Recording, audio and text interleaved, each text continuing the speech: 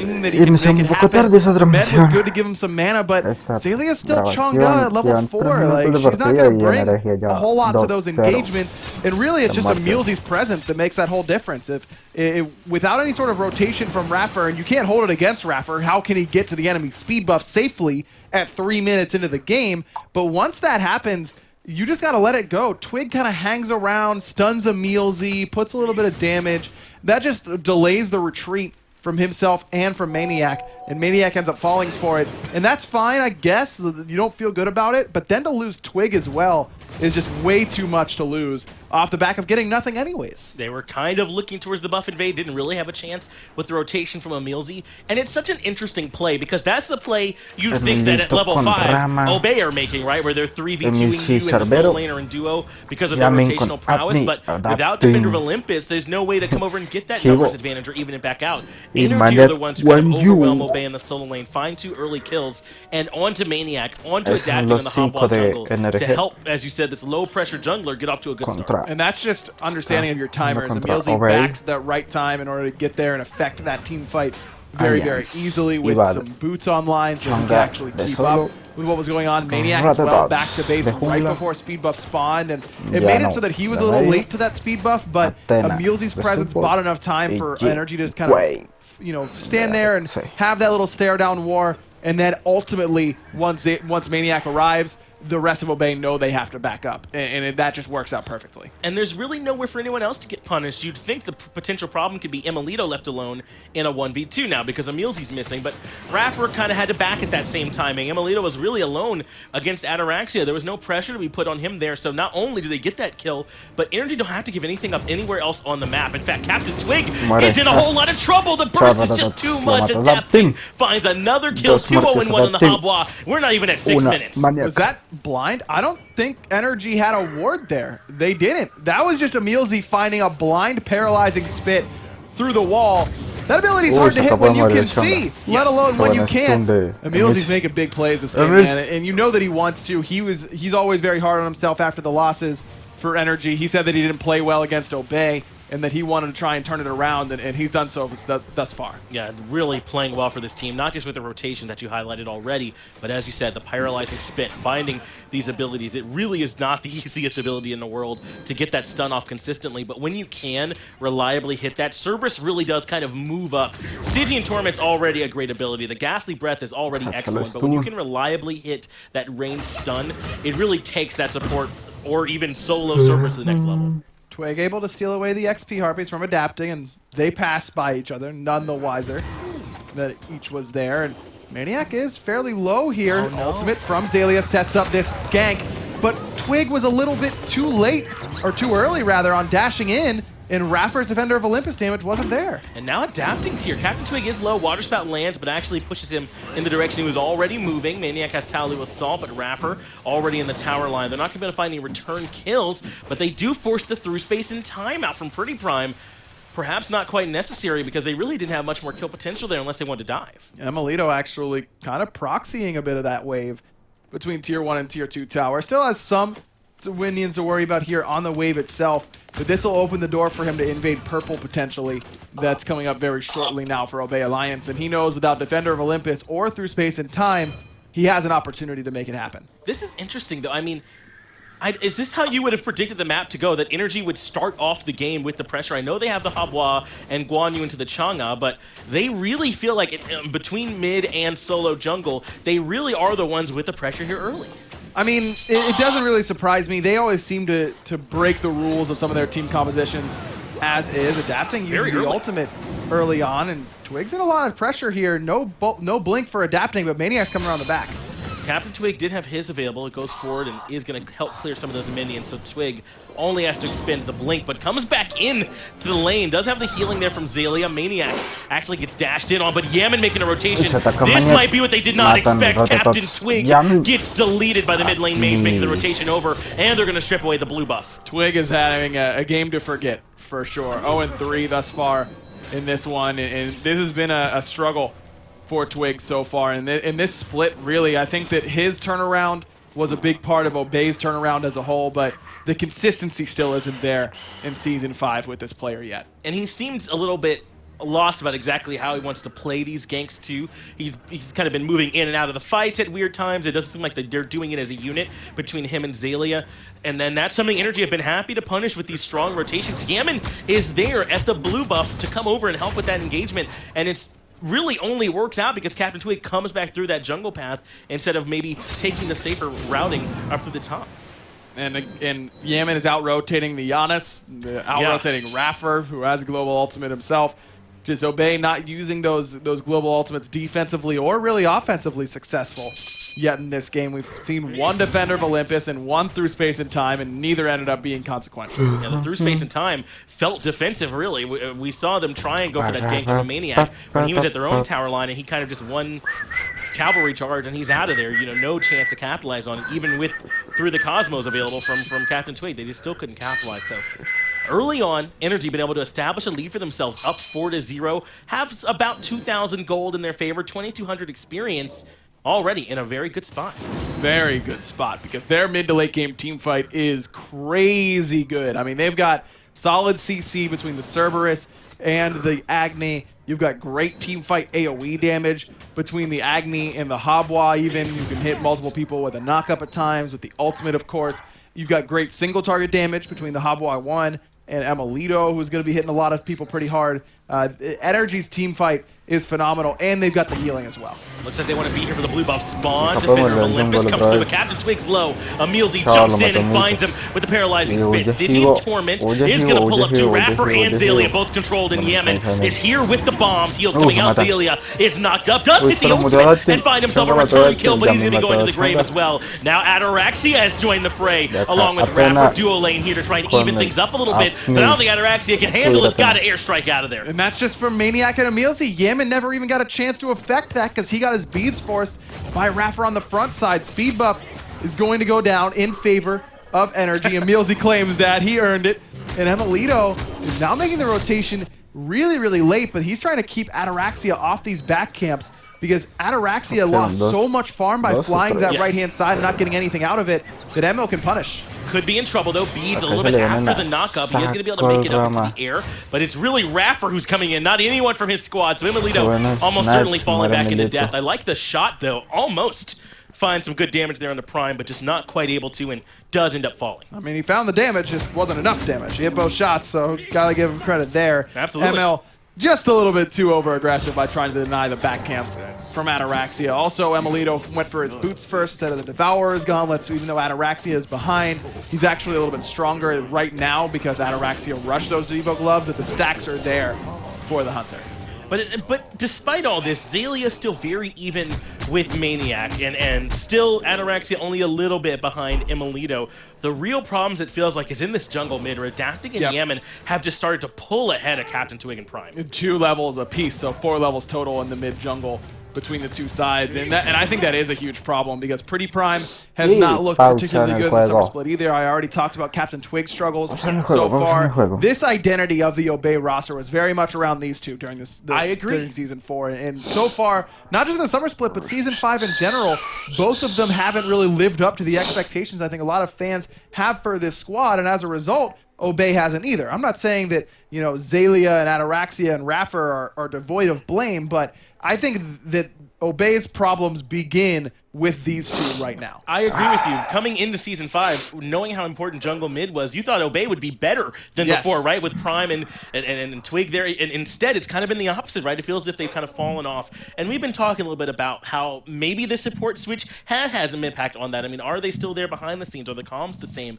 It's hard for us to know from the outside looking in, but we got to look at some of those changes, and that is one of them. Yeah, exactly. Like, it's almost inexplicable how bad Obey has been overall. I mean, we're saying this now. Keep in mind, they do have a pretty good record in the summer split. They have looked better, but just Season 5 in general has been such a disappointment for Obey Alliance. Because we hold them to a very high standard. Exactly. Right? That even with where they are in the summer split right now and the way they're looking now against NRG, where they're coming off their loss against Mouse Sports, like we expected this team last year to be a World's Finals contender, and now we're worried about if they're going to beat anybody in the SPL at any given week. it's a tough time to be an Obey fan for sure. Yeah, and give all this credit here that we can to NRG, who missed out on making it to land in Spring Split, and they look like they missed out, don't they? Yes. They look like they're unhappy the way that's gone. They want to make it back to the very top. This is a squad that the core of it, very used to being the best, just kind of taken for granted, and now they got to fight their way back up to it, and they're kind of doing it here in some. They really are. I mean, they look like, just by the eye test,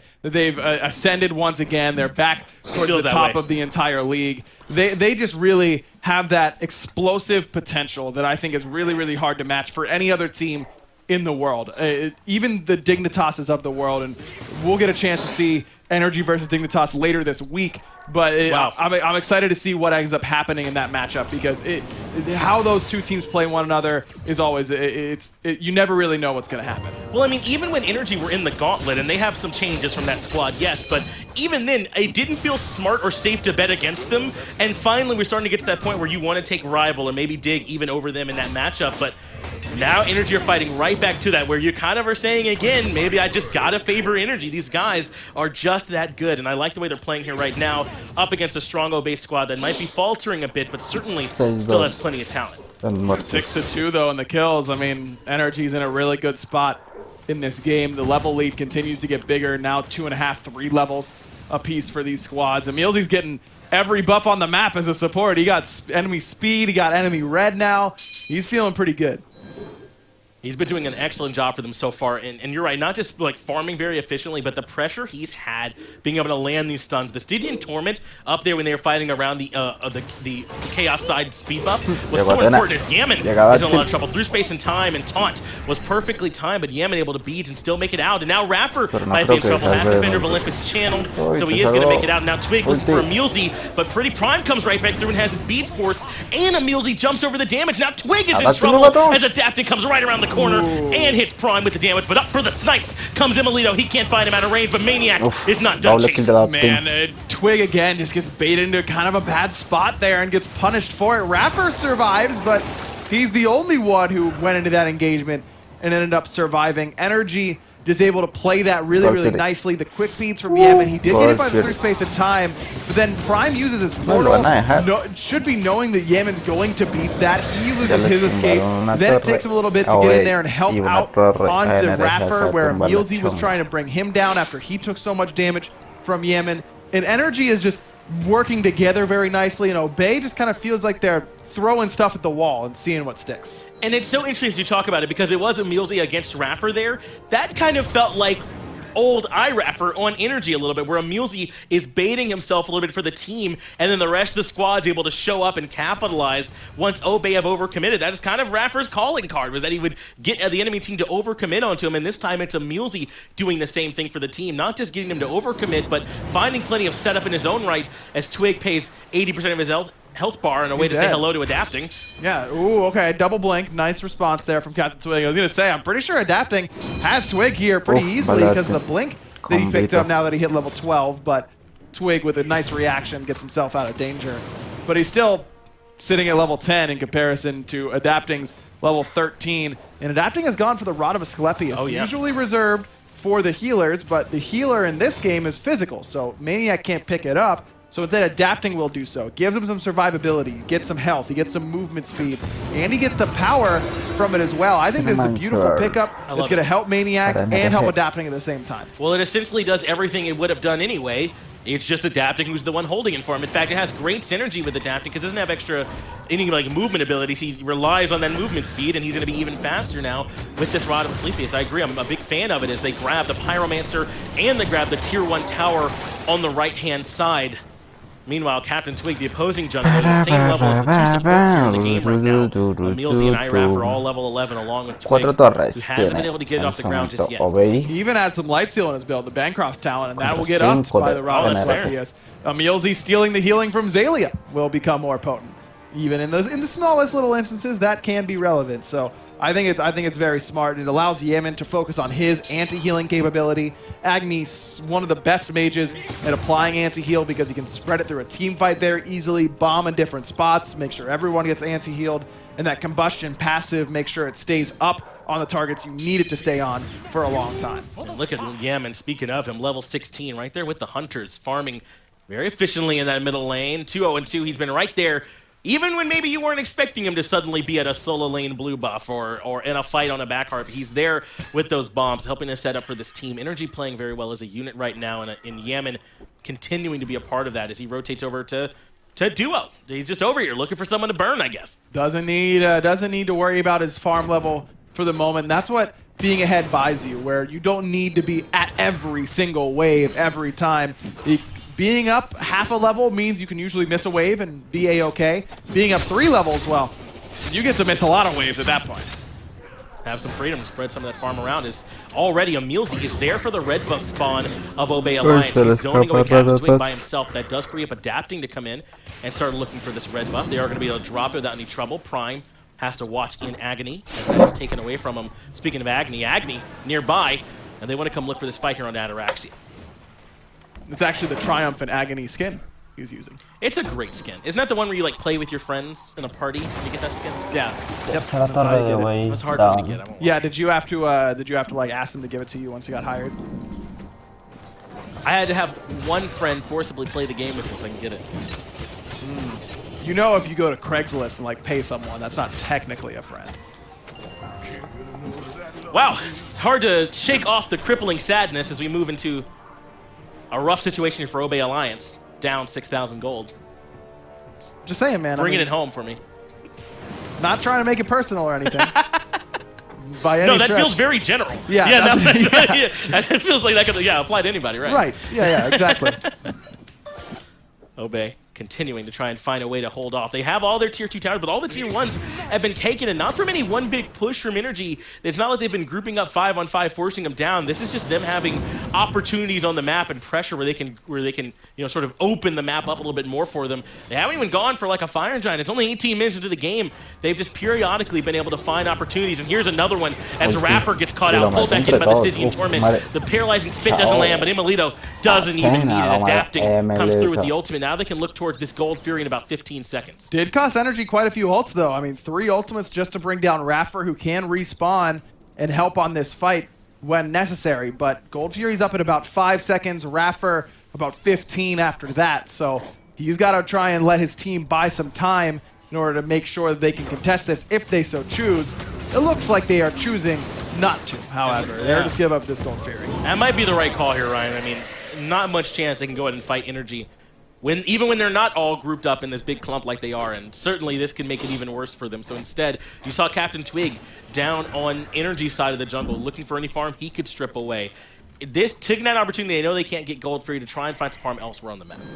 Pretty Prime actually trying to proxy between waves because maybe this is going to be somewhere that the enemy doesn't expect him. That's kind of the point where he's at overall, is just trying to get any bit of extra farm where he can, but he just used the portal.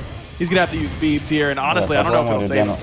Aegis has to come out as well, but Yaman's still looking for him. He portals right towards him, and the flame wave's enough to find the kill, and the Pretty Prime does end up falling. Now, Maniac could possibly need some assistance. He is level 17 and does still have the Horse Rapper slowed, has to jump away. Maniac accidentally hits the Fire Giant, takes a little bit extra damage, but survives the 1v3 in Obey's jungle. Actually, to hit that Fire Giant on purpose, so that if he got taunted back in, he would get knocked up alongside whoever's next to him, and hopefully buy himself enough time to get some cooldowns in his favor. Heads-up play wasn't necessary, but I like it. Manages to not get caught out. Now NRG are looking towards the Fire Giant, at least for a moment. Sounds like they've gotten the ultimate out from Captain Twig. He is up in the air, 2-man knock-up, but no real follow-up from that. It's Twig trying to figure out where he can land. Looks like where he can land is away from this fight, not really wanting anything to do with it. I mean, Ataraxia found a really nice 2-man knock-up there, and it was nice. Usually make something happen off of that with a rat ult. Not when you're down by, 7-8K at just 20 minutes and haven't won a team fight yet this game, really. But what has NRG done that's like mitigated this global composition so well?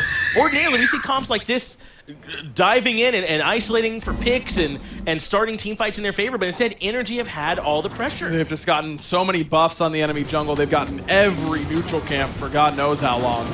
and they've been able to split this farm nicely at the same time.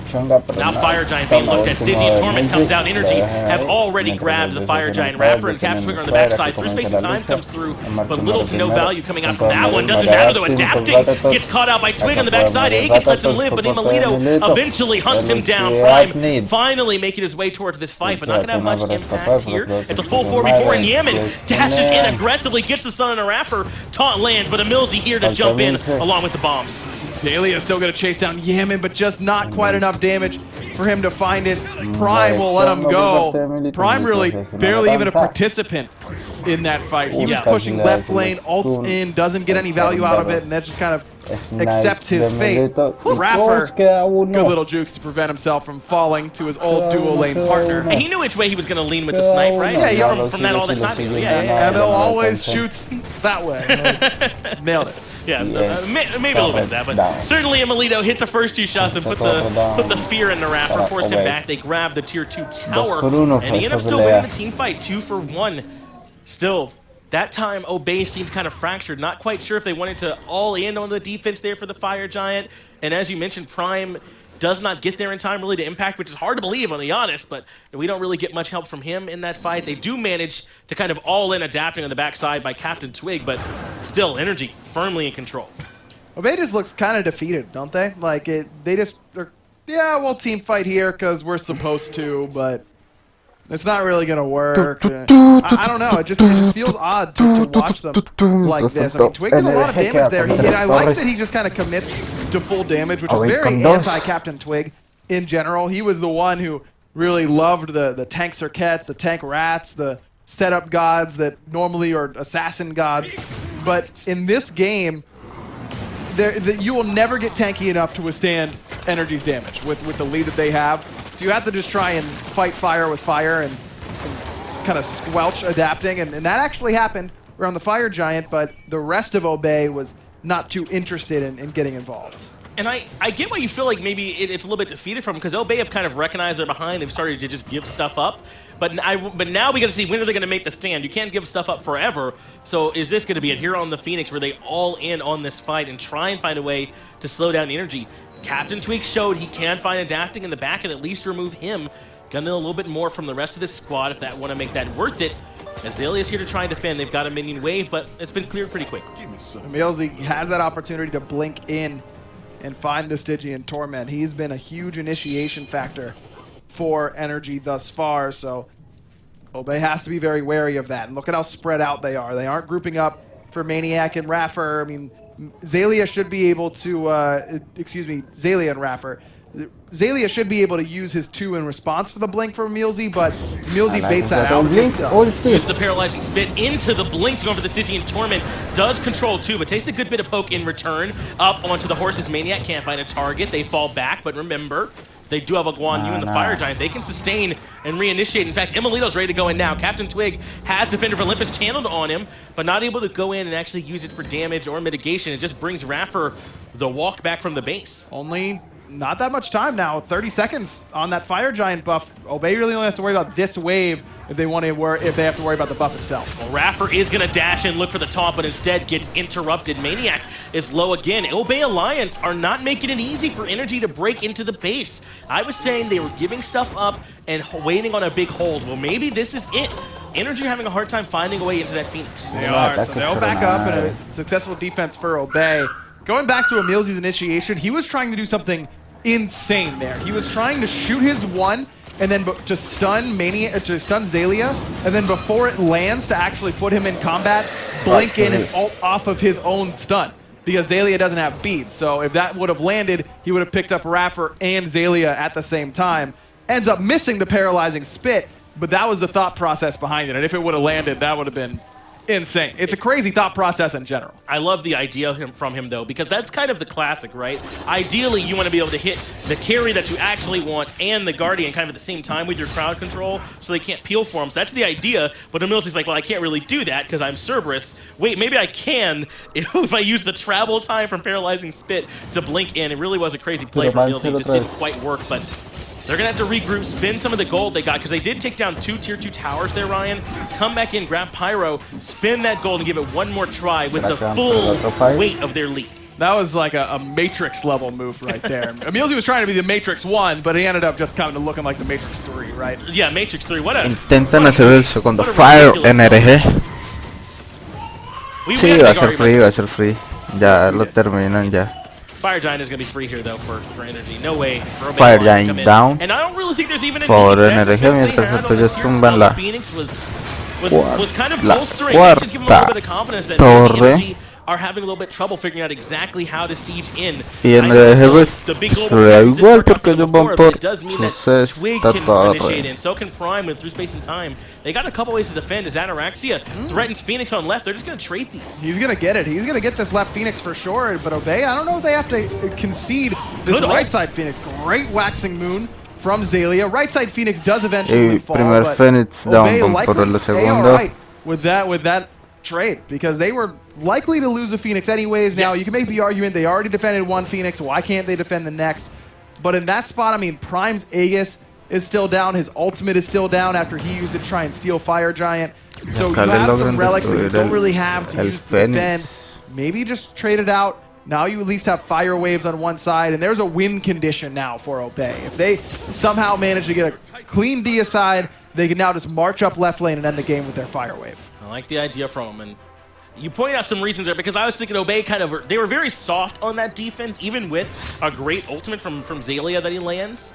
And it seemed as if they were basically conceding up the Phoenix and saying maybe if NRG really overcommit, we'll actually go in for the fight. But in the 4v5, they wanted to be cautious. They'll take the trade on the Phoenix on the duo lane side, and they are going to try and defend. But right now, Pretty Prime and Raffer have got to make the back, and they want to come back in and defend, because NRG are kind of pushing quickly on the left side. Raffer has upgraded his horrific emblem, so that'll reduce the attack speed and the damage of everyone he hits with it, but it might be too late to use it. Phoenix already at half health. Raffer dashes in, finds the two-man taunt. Yaman has used beads. EMILZY already very low. Maniac comes back in with the sustain. Xaylia gets stunned out and knocked up. It's certainly potent. Now Captain Twig blinks in for the stun onto Yaman. Can't find much more than that. Has to fall back. Obey Alliance once again forced them off the left Phoenix. There were a lot of relics burned there. Now Yaman and ML both still have their Aegis available, but neither has bead. So if Raffer finds either of those with a taunt, they have to execute cada momento para poder recuperar a sus compañeros. Then Obey's hose in this game for sure. On the other side though, Prime and Ataraxia both have their beads. NRG don't have nearly the same guarantee setup that Obey do. This is the defense they need. EMILZY though is going to be the taunt target, and they don't want to try and burn the Cerberus right now. Maniac goes in instead. Comes on the side though with a big stun. EMILZY is frozen and no one's there to capitalize. Aegis keeps him alive. He goes up for the snipe. Yaman takes down Pretty Prime first. On the backside, Ataraxia has to retreat. NRG get away with murder a little bit underneath the Phoenix. Yeah, you called it. If Pretty Prime and Ataraxia have both relics available, why aren't they there to follow up on a big ultimate from Maniac? Why is Raffer even taunting the Soul Eater in that spot? I don't know. Obey just seems really frazzled. Phoenix on left-hand side goes down. Raffer gets knocked up and punished. That's two Phoenix now to NRG's credit, and they push up the one where they lost their Phoenix too to make sure that they've got Fire Minions in and don't have to worry about the left side for a good while to come. They still have Fire Giant for their 50 seconds. They can look for mid-Phoenix while Minions pour on the right-hand side and the focus of Obey Alliance split. This is perfect. The way that NRG's been using this Guan Yu, the sustain has just been too much for Obey to handle. Captain Twig is up in the air, pulls in Xaylia, who gets deleted by EMILZY. Now Twig falls on the backhand side, no chance for any follow-up as Ataraxia and Raffer are too far away. In fact, Adapting is going to try and chase down the Rat. Crushing Wave brings him below half HP. Meanwhile, the Phoenix is continually under siege in the middle lane. ML is going to knock down Ataraxia through space and time. Does great work there from Pretty Prime, but not great enough. Titan's already weakened from the fire waves on the right-hand side, and NRG are going to waltz to a game 1 victory. NRG able to take down Obey Alliance in game 1, looking a bit like NRG of old. And they do it by making Obey look kind of lost in that game. That's kind of the word that I would use. They look a little disjointed. They really do. I don't know what's going on with Obey Alliance, but it doesn't seem like the communication is there like it used to be.